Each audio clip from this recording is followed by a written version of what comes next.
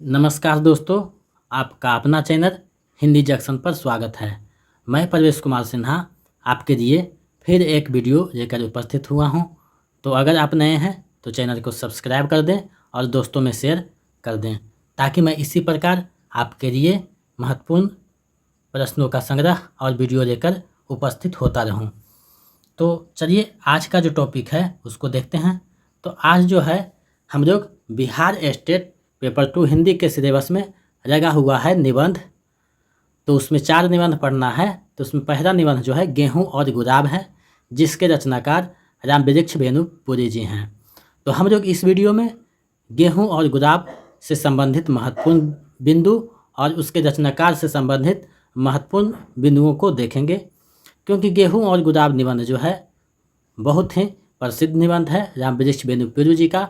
तो इसे जो है बिहार के स्टेट पेपर 2 हिंदी के सिलेबस में लगाया गया है। तो रामवृक्ष वेनुपुरी से प्रश्न पूछे जाएंगे। तो चलिए आज के बिंदुओं की तरफ बढ़ते हैं। दोस्तों, आप देख पा रहे हैं आपके सामने जो है गेहूं और गुलाब निबंध हम लोगों को पढ़ना है। इसके रचनाकार रामवृक्ष वेनुपुरी हैं। तो सबसे पहले हम रामवृक्ष वेनुपुरी से संबंधित महत्वपूर्ण बिंदुओं को जान लेते हैं। इनका जन्म 23 दिसंबर 1899 को उनके पैतृक गांव मुजफ्फरपुर जिले बिहार के बेनीपुर गांव के एक भूमिहार ब्राह्मण परिवार में हुआ था। उसी के आधार पर उन्होंने अपना उपनाम बेनीपुरी रखा था। बचपन में ही माता पिता के देहावसान यानी देहांत हो जाने के कारण आपका पालन पोषण ननिहाल में हुआ। उनकी प्राथमिक शिक्षा भी ननिहाल में हुई। उनकी भाषा पर जो वाणी प्रभावशाली थी, उनका व्यक्तित्व आकर्षक एवं शौर्य की आभा से दीप्त था। वे एक सफल संपादक के रूप में भी याद किए जाते हैं। तो आप देख पा रहे हैं रामवृक्ष वेनुपुरी के बारे में ये चीज़ बताया जा रहा है कि 1899 में उनका जन्म हुआ था। उनका पालन पोषण जो है नानिहाल में हुआ और उनका जो है जन्म के बाद कुछ दिन बाद ही पिता और माता का देहांत हो गया। वे राजनीतिक पुरुष ना थे, पक्के देशभक्त थे। इन्होंने भारतीय स्वतंत्रता संग्राम में 8 वर्ष जेल में बिताए थे। ये हिंदी साहित्य के पत्रकार भी रहे और इन्होंने कई समाचार पत्र जैसे युवक आदि भी निकाले। इसके अलावा ये कई राष्ट्रवादी और स्वतंत्रता संग्राम संबंधी कार्यों से संलग्न रहे। आगे हम लोग देखते हैं। मैट्रिक की परीक्षा पास करने के बाद पहले जो है 1920 ईस्वी में महात्मा गांधी के असहयोग आंदोलन में कूद पड़े। भारतीय स्वतंत्रता संग्राम के सक्रिय सेनानी के रूप में आपको 1930 से 42 ईस्वी तक का समय जेल में ही व्यतीत करना पड़ा। इसी बीच आप पत्रकारिता एवं साहित्य सर्जन में भी जुड़े रहे।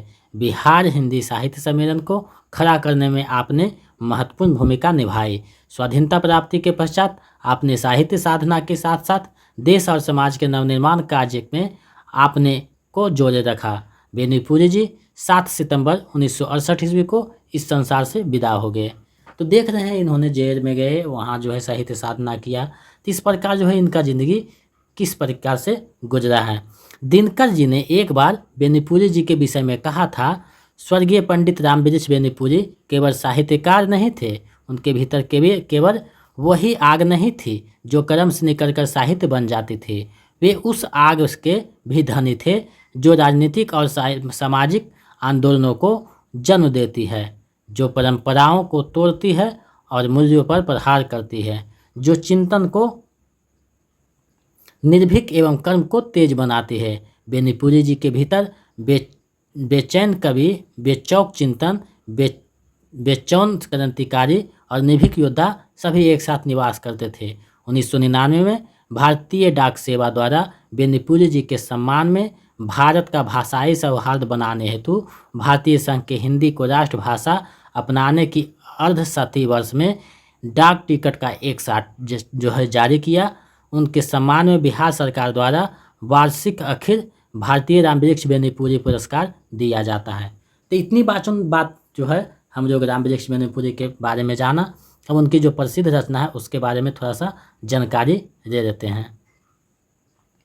गद्य संग्रह में चिंता के फूल, शब्द चित्र संग्रह, रार तारा, माटी की मूर्तें, गेहूँ और गुलाब, जंजीरें और दीवारें, मीर के पत्थर, मंगल इत्यादि हैं। उपन्यास में पतितों के देश में, कैदी की पत्नी, दीदी और 7 दिन। यात्रा वृत्तांत में है पैरों में पंख बांधकर उड़ते चरें। नाटक में है अम्बेपारी, सीता की माँ, संघमित्रा, सिंहर विजय, राम राज्य, गांव के देवता, नया समाज, नेत्रदान। इसमें जो है सीता की माँ एक पात्रीय नाटक अर्थात भान है। इतनी बातें समझ में आ गई। इनकी जो है निबंध है बंदे वाणी विनायको और सतरंगा ललित निबंध है। जीवनिया में कार्ल मार्क्स, जयप्रकाश नारायण और राणा प्रताप जी हैं। तो ये जो है इनकी जीवनियाँ थी। अब जो है हम लोगों को सिलेबस में जो लगा हुआ है वो निबंध गेहूँ और गुलाब पढ़ना है। तो इसको हम लोग अगर पढ़ेंगे तो बहुत समय लग जाएगा। तो इसका PDF हम टेलीग्राम चैनल पे दे देंगे। आप लोग टेलीग्राम चैनल से जुड़ जाइए, जिसका लिंक जो है वीडियो के डिस्क्रिप्शन में दिया हुआ है। वहाँ से आप हमारे टेलीग्राम चैनल पे जुड़कर जो है टेट से संबंधित सारे नोट प्राप्त कर सकते हैं, नोट्स। और जो इसका PDF है वो भी हम उसी पे दे देंगे। तो आप लोग जल्दी से टेलीग्राम चैनल पे जुड़ जाइए और अपनी तैयारी को मजबूती प्रदान करें। देख रहे हैं निबंध थोड़ा सा लंबा है, तो हम लोग एक एक कर पढ़ेंगे तो समय इसमें ज़्यादा लग जाएगा। हम लोगों के पास समय बहुत कम है, तो हम लोग जो है इसका MCQ देख लेते हैं। इसी से जो है तैयारी कुछ स्ट्रांग हो जाएगा। बाकी आप लोग निबंध खुद पढ़ लीजिएगा। पहला प्रश्न है, गेहूं और गुलाब निबंध के रचनाकार कौन हैं? गेहूं और गुलाब निबंध के रचनाकार कौन हैं? 4 विकल्प आपकी आंखों के सामने हैं, सही विकल्प का चयन करना है। तो इसका जो सही आंसर है विकल्प का हो जाएगा, रामवृक्ष बेनीपुरी जी हैं। चलिए आगे बढ़ते हैं। दूसरा प्रश्न है, गेहूं और गुलाब कैसा निबंध है? गेहूं और गुलाब कैसा निबंध है? आपको जो है 4 विकल्प में से एक विकल्प का सिलेक्ट करना है, चयन करना है। तो इसका जो सही आंसर है विकल्प ख हो जाएगा, ये प्रतीकात्मक निबंध है। चलिए आगे बढ़ते हैं। तीसरा प्रश्न है, गेहूं और गुलाब निबंध के अनुसार पृथ्वी पर मानव अपने साथ क्या लेकर आया है? गेहूं और गुलाब निबंध के अनुसार पृथ्वी पर मानव अपने साथ क्या लेकर आया है? सही जवाब आपको बताना है, विकल्प आपके सामने है। इसका जो सही आंसर है विकल्प ग हो जाएगा, भूख और प्यास लेकर आया है। चलिए आगे बढ़ते हैं। चौथा प्रश्न है, गेहूं और गुलाब निबंध के अनुसार किसके लिए मैदान जोते जा रहे हैं, बाग उजारे जा रहे हैं? गेहूं और गुलाब निबंध के अनुसार किसके लिए मैदान जोते जा रहे हैं, बाग उजारे जा रहे हैं? आपके सामने विकल्प है, सही विकल्प का चयन करना है। तो इसका जो सही आंसर है विकल्प ख हो जाएगा, गेहूं के लिए। चलिए नेक्स्ट प्रश्न देखते हैं। 5वां प्रश्न है, गेहूं और गुलाब निबंध के अनुसार कौन भरी जवानी में सिसकियां ले रहा है? गेहूं और गुलाब निबंध के अनुसार कौन भरी जवानी में सिसकियां ले रहा है? विकल्प आपके सामने है, सही विकल्प का चयन करना है। तो इसका सही आंसर विकल्प घ हो जाएगा, गुलाब।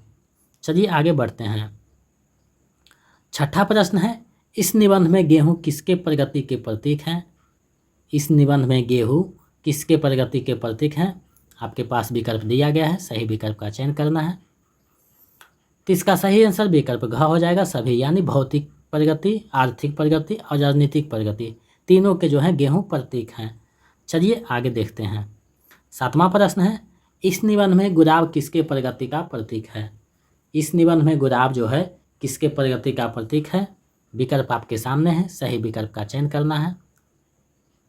तो इसका जो सही आंसर विकल्प घ हो जाएगा, सभी, यानी कला का भी, मानसिक प्रगति का भी और सांस्कृतिक प्रगति का भी, तीनों का जो है प्रतीक है।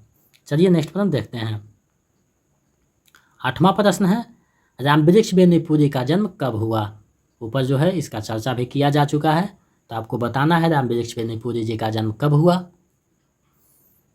तो इसका जो सही आंसर है विकल्प घ हो जाएगा, 1899 ईस्वी में। चलिए नेक्स्ट प्रश्न देखते हैं। 9वां प्रश्न है, गेहूं और गुलाब निबंध के अनुसार मानव को मानव किसने बनाया? गेहूं और गुलाब निबंध के अनुसार मानव को मानव किसने बनाया? आपके पास 4 विकल्प हैं, सही विकल्प का चयन करना है। तो इसका जो सही आंसर है विकल्प ख हो जाएगा, गुलाब ने बनाया है। आपको निबंध के अनुसार जवाब देना है, निबंध से बाहर हटकर नहीं देना है। 10वां प्रश्न है, इस निबंध के अनुसार मानव शरीर में पेट का स्थान कहाँ है? इस निबंध के अनुसार मानव शरीर में पेट का स्थान कहाँ है? विकल्प आपके सामने है, सही विकल्प का चयन करना है। तो इसका सही आंसर विकल्प ग हो जाएगा, सबसे नीचे है। चलिए नेक्स्ट प्रश्न देखते हैं। 11वां प्रश्न है, इस निबंध के अनुसार सबसे ऊपर किसका स्थान है? इस निबंध के अनुसार सबसे ऊपर किसका स्थान है? आपको जो है सही विकल्प बताना है। विकल्प आपके सामने है।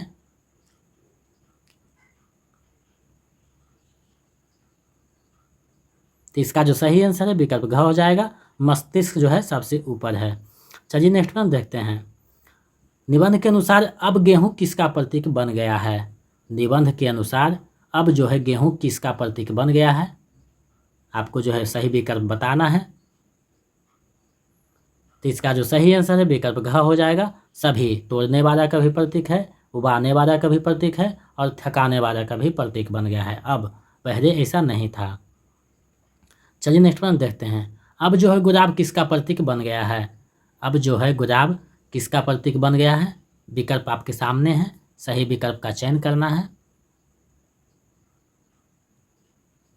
तो इसका सही आंसर विकल्प घ हो जाएगा, सभी।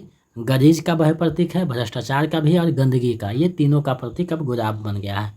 चलिए नेक्स्ट प्रश्न देखते हैं। ये जो है व्यंग्यात्मक निबंध है, कभी भी ये इससे भी पूछ सकता है कि गेहूं और गुलाब कैसा निबंध है, तो व्यंग्यात्मक निबंध है, आपको ये पता होना चाहिए।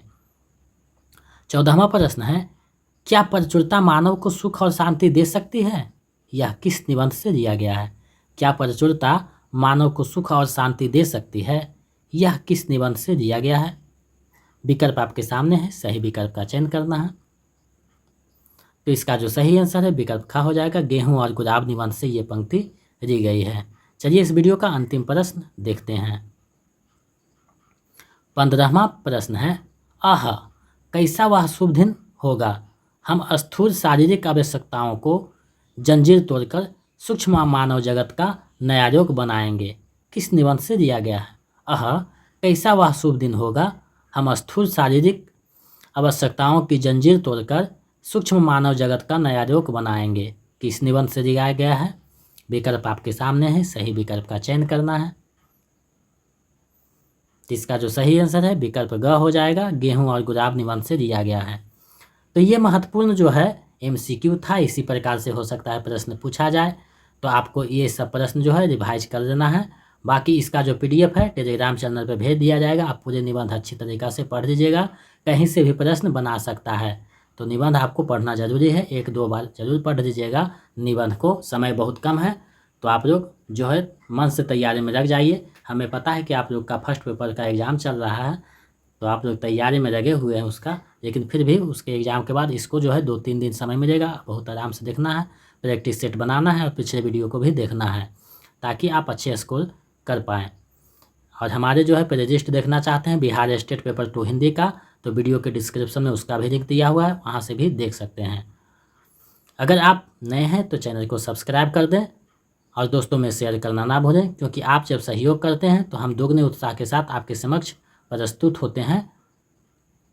लगभग हम लोग का सिलेबस ख़त्म हो चुका है, 1-2 जो टॉपिक है वो आप लोग खुद से कीजिएगा, समय मिलेगा तो 2 टॉपिक है उसको भी देखेंगे, और समय नहीं मिलेगा तो उसको प्रैक्टिस सेट में हम लोग देख लेंगे। तो आप लोग जो है लगभग पूरा समय निबंध जो है उसको जो है हम लोग कर देंगे कल तक, बाकी जो है प्रैक्टिस सेट में सभी चीज़ों को देखेंगे जो छूटा हुआ है उसको। तो आप लोग जो है तैयारी कर दें, 12-13 तारीख को जो है पूरा क्लास होगा, तो आप लोग जो है अच्छे से तैयार हो जाए एग्ज़ाम के बाद। और अगर आप नए हैं तो चैनल को सब्सक्राइब कर दें और दोस्तों में शेयर करना ना भूलें। बहुत बहुत धन्यवाद, ऐसे ही सहयोग बनाए रखें।